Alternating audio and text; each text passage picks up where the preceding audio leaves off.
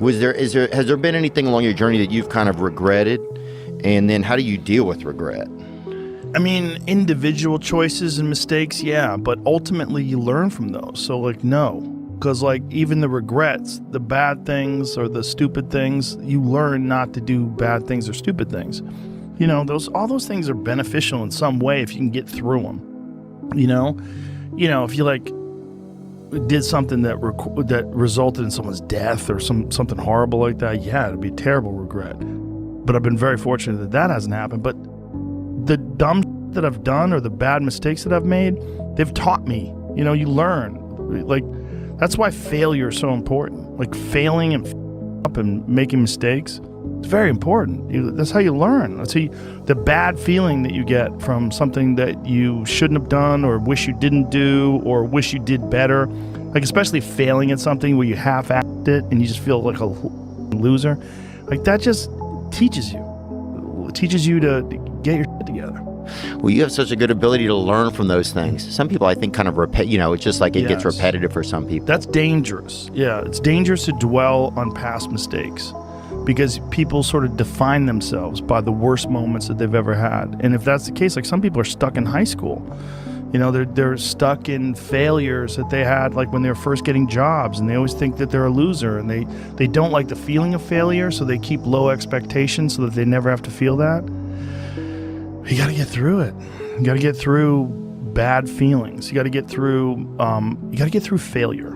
It's very important. And you get through it by just picking yourself back up and moving forward and going. But it's hard for a lot of people because that sting, they never get over it, the feeling of failure. And they don't have a good support system, like good friends. Like having a good community of friends is very, very important, because you could feel like if you've been, a girl broke up with you and you feel like you're the worst, you're a loser, like you're a piece of, but then you go out with your friends and you have a few laughs, and next thing you know, you're laughing and you're like, I'm all right.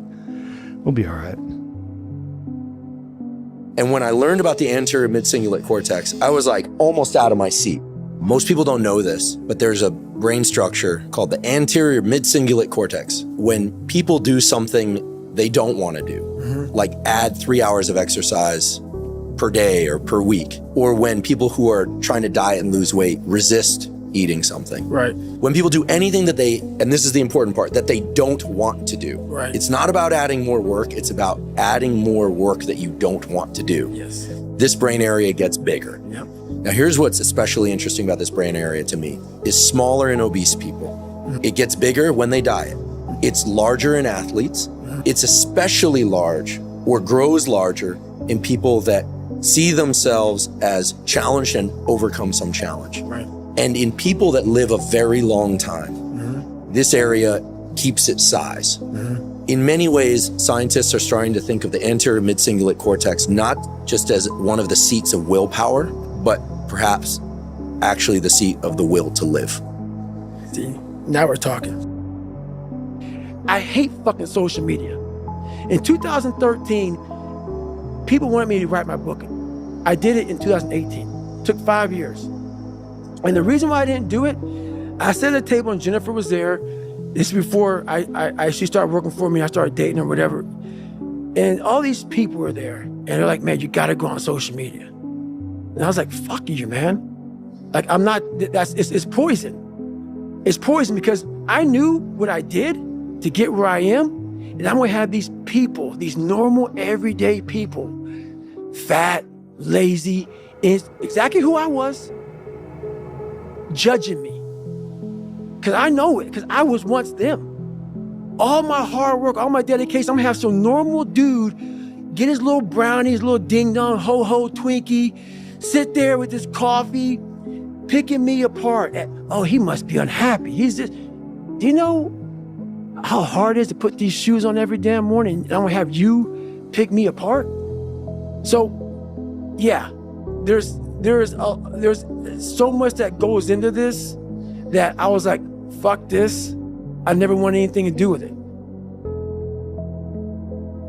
Knowledge and skills are like gold, a currency you will transform into something more valuable than you can imagine. It's similar to one of your tweets, which is eventually the time that was not spent on learning skills will catch up to you and the fall will be painful. Well, Life can be kind of difficult, right? You don't really know sometimes where you're headed. Nobody kind of gives you any kind of guidance in this world, right? And they don't tell you when you graduate college, go ahead, go Robert, you go study this. This is what, this is what your brain is suited for, et cetera, et cetera. You have to find your own path. And so for me personally, I spent years in the wilderness. So I'm gonna give this a personal spin because I think that helps a little bit. Because I can answer it inside my own body here. So I know I want to be a writer, but I can't figure out what the hell I'm going to write. So I leave college and I try journalism because I have to make a living. I have to support myself. And I don't really like it. It doesn't suit me. He writes an article and then a week later it's forgotten. Nobody reads about it. And as somebody who studied ancient Greek and Latin in college, I think in terms of thousands of years and not in 3 days or a week, I want something that I write to be read in 3024, Sorry. So it wasn't a good fit. So I quit. I wander around Europe trying to write a novel with my backpack. I live in London. I live in Paris. I lived in Ireland. I lived in Greece. You name it. I taught English in Spain. Trying to write a novel, I had no discipline, I couldn't do it didn't work, and I was starting to get depressed. I had spent 18 years or so acquiring high levels of skill in writing, okay? I learned in journalism how to write under a deadline, under pressure, how to make it dramatic, how to make the opening sentence exciting enough to make you read on further. Trying to write novels taught me about creating stories, which is a huge part of my writing. Working in Hollywood, I learned how to research, which is a huge element, and then the theatrical element, making things dramatic, also story. Okay? All of that time, slowly by slowly, brick by brick, I had developed real level skill. So when it came time to write the 48 Laws of Power, I could do it. I had learned all this discipline. I had learned how to write under a deadline. I learned how to make things entertaining, the whole bag, okay? And so the world opened up for me. Prior to that time, I was miserable, really was. I mean, I had good moments too. You're young, you're always happy when you're young, but a lot of times I was miserable. And I didn't know why, but I was acquiring skills, not even aware of it. And so the reason I write that is, when you develop that skill, when you're serious about it, because I was very serious about writing, you change your brain. You rewire your brain. It's like, and this is a remarkable power of the human brain that people don't realize. Something I'm also writing in my new book. This one writer, his name is Schwartz, I believe. He's a UCLA neuroscientist. He wanted to help people who had OCD, right? Obsessive compulsive disorder. And usually it's drugs and it's talking therapy. He wanted to find out something more effective. And he found that through certain strategies that he developed, that they could use in their life, that they would get over their disorder. And the point isn't what the strategies were. The point was he did brain scans. And through the strategies that he gave them to do, which I can't remember right now, the brain scans show that they changed the brain. And his point was, through thinking, through developing skills, you literally change matter, you change your brain. So something non-material like thoughts can literally change material things like the wiring of your brain.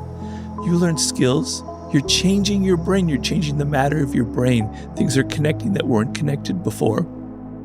And slowly, if you do it, if you're serious enough, a point will be reached like it was reached in my life, where either you will start a business or someone will ask you to do something like write a book or make a film, and the world will open up for you and you'll be able to do it because you have that, you've laid the ground, you've laid the soil, everything is there, it's rich, and now something great, amazing will sprout up out of it. When you have no talents, you have no skill, life is a series of endless confusion.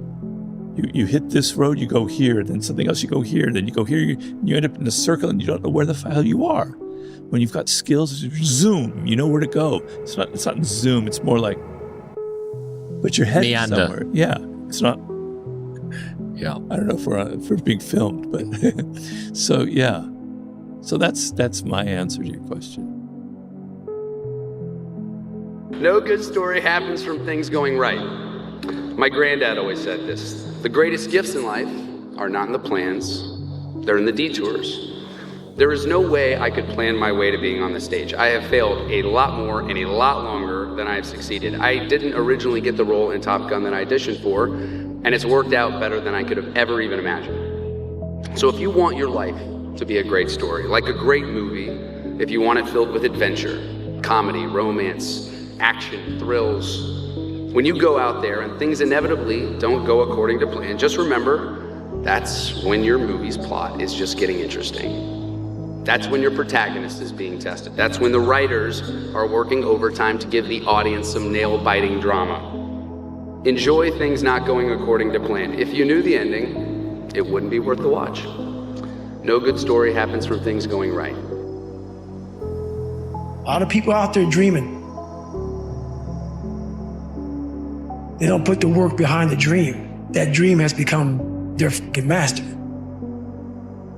Ran by a graveyard, and I looked out there, and I'm like, man, I wonder how many of you motherfuckers in there and just are so upset with how you lived your life, regret how you lived it. And I'm running a 300-pound man thinking, man, don't fucking die like this, bro.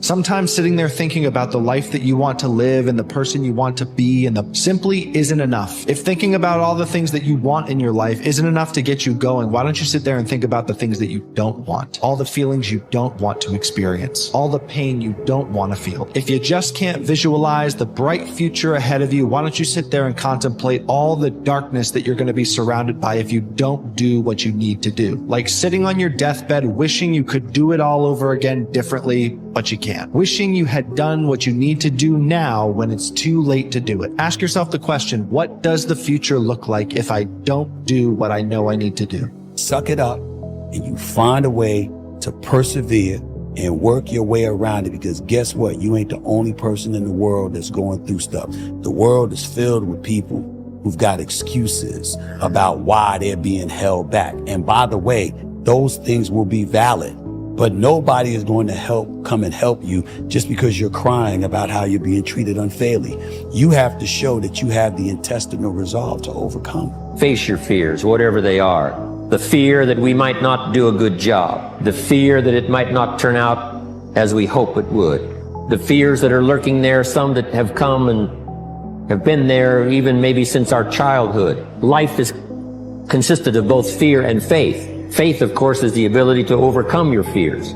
But what you have to do in terms of your fears, about perhaps your own inadequacy, not feeling strong enough at the moment, you just have to face those fears. You just have to go to work on it. Because if you really care about it like you say you do, you don't fold at the first, second, third, or even the 22nd time something or someone tries to knock you down and stop you on your path to greatness. No, you keep destroying everything in your path until you get exactly what it is you want. And you stop at nothing to reach it. In the face of adversity, there lies an incredible opportunity for growth.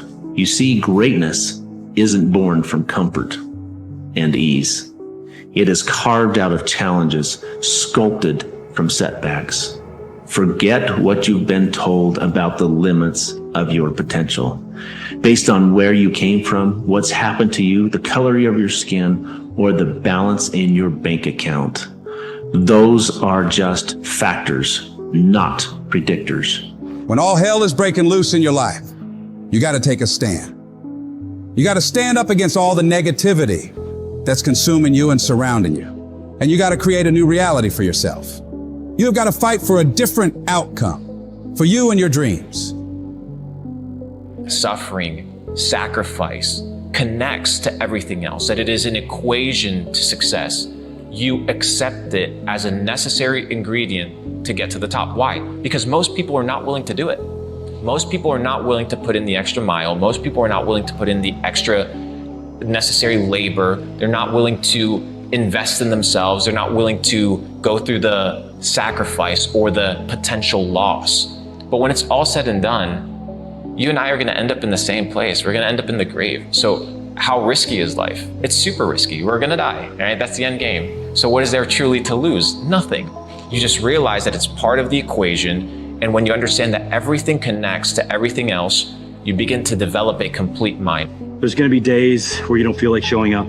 There's going to be days where you're paralyzed by self-doubt, and days where the distance between where you are and where you want to be is overwhelming. I'm here to tell you that the only way to keep inching forward when those days happen is to be committed to the process.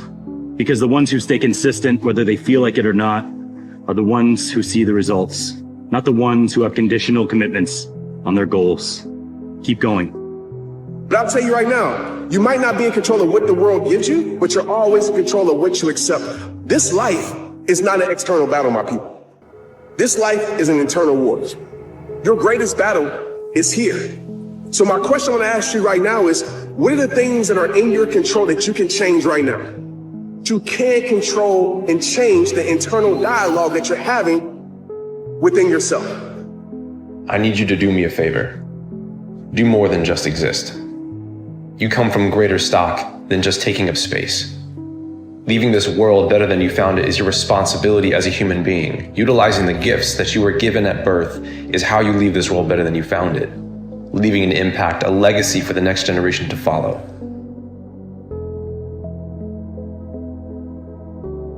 Each and every day, I'm trying to be the best I can be in that day. I'm trying to maximize that day, just that day. And I think if we all can shift into focusing on the small integral steps that go into the big changes, that's when we'll see the most growth and the most evolution in our lives. I just need you to keep walking toward it. I don't need you thinking about it no more. You're doing too much thinking. You analyze it too much. You're talking yourself out of it. I don't know if this is gonna work. I tried and it didn't work. I just need you to keep moving. I need you to make up in your mind that the only way you can lose is if you quit. I just need you to keep going. No matter how dire the situation, no matter how insurmountable the obstacles, you keep moving forward. You keep walking toward your dreams, no matter what. This relentless pursuit, this unyielding drive is what separates the victors from the vanquished. One of the major problems of the growing adult, the adult who aspires toward fulfillment and self-actualization, is the choosing of new meaningful goals as his former goals are accomplished, and being accomplished no longer motivate him. It's important that we do not stop along the line and sit down for too long.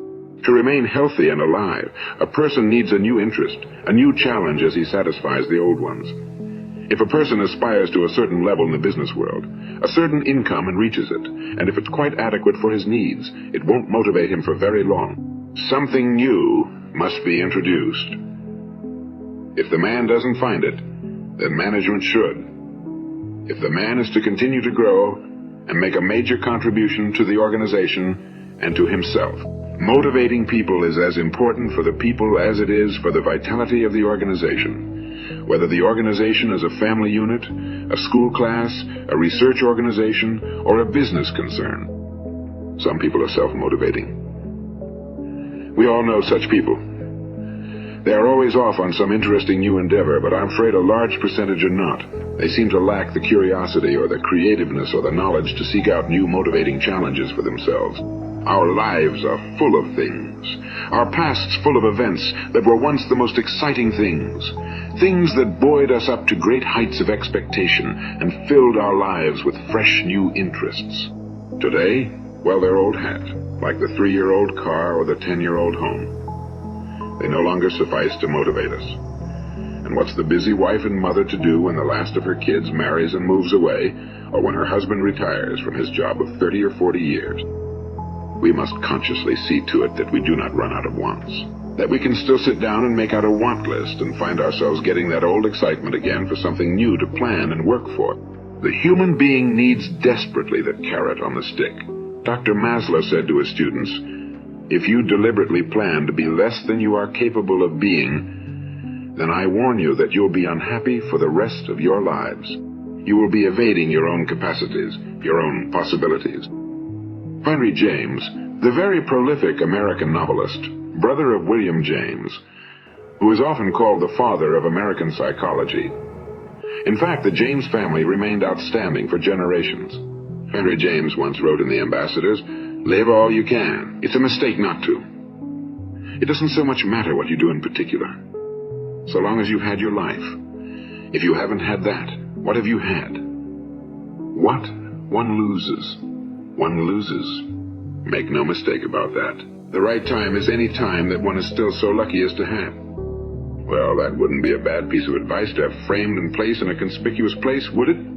Live all you can. It's a mistake not to. But it seems that relatively few people are aware of living as they take so many important things for granted. They wake up, go about their days, go back to sleep without once having thought, "I am alive and I'm sensing this day." It is only when life begins to reach its conclusion that people become aware of the importance of living. It's like those people who have to be sick to appreciate good health or deprived of their freedom in order to realize its value.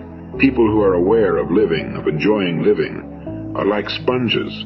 They soak up all that goes on around them. They're aware of other people, of what's being said. They're observers of their environment. Their eyes are everywhere. I played golf once with a man who often stood with his eyes squinted, staring for long moments at the trees or a particularly present view. I asked him about it. He said, "Now look at that grove of trees over there, and squint your eyes. Look at the rich black shadows underneath them." And then he said, "You know, black is the mother of all color." It was a curious thing, and so I stood and squinted my eyes, and sure enough, the sight appeared as a painting, and the shadows did deepen. Everyone else on the golf course was simply playing golf. This man was acutely aware of everything going about him as well. He was living more than we were. He was getting more out of his life than we were. As Henry James said, "The right time is any time that one is still so lucky as to have. The right time is while we're working, or driving, or with our loved ones, or alone. The right time is the only time we've got, which is now. And if we haven't learned to live now, we'll always be living on the hope that perhaps the future will be somehow better. Now is the future we were thinking about last year. And if you don't make it into tomorrow, will you have enjoyed? Will you have been aware of today? Well, it's worth thinking about. Anything that can make life more interesting, more vivid, is worth giving some thought to. Older people are always saying to younger people, "You don't realize how lucky you are," which I suppose means that they didn't either. You have to tap into suffering every day of your life because we have so much scarring that we have to clean up. To succeed, you must fail. In failure and in suffering, all the answers are in there. All the answers to all the test questions. The test is your life. All the answers are in there. You don't have to live in suffering, pain, and failure all the time. You have to learn. Like people hate working out. You're only going to visit working out maybe an hour a day, 23 other hours of the day. You're not in it. But how you become in shape is you must visit suffering. Visit working out 1 hour a day. Visit suffering 1 hour a day. Visit your past failures. 1 hour a day. The relationship with it is the answers are in there. They are in there within the suffering. Go in there. I call it the live autopsy. The live autopsy, how you find out. They crack you open after you're dead. How you can live is do it while you're alive. Go back in your brain. Crack it open while you're alive. Don't wait until you're freaking dead to figure out why you died. Do it while you are living. Go in there, go into the suffering, go into the pain of your life and say, why does this suck for me so bad? Why am I afraid of all this stuff? Why have I shut down the whole world? I guarantee I'll tell you why you shut down the whole world. It's in these nooks of the suffering within your brain. In the scarring are all the answers to why you are on the couch feeling sorry for yourself. They lie within the scars. Visit them for at least an hour a day. Study them. And then you'll find out more about yourself. You will then grow. So don't look at it as every day I suffer. Go into it an hour a day. Learn from yourself. Learn from life. Learn from me. Learn from your failures. Learn from your insecurities. Learn from your self-doubt. Don't just say, I'm afraid to jump off an airplane. What makes you afraid of it? Study it. That's why I studied my mind. Why I became so powerful in the mind, because I realized I was weak. So instead of running away from the mind, I dove into it and said, what is making me weak?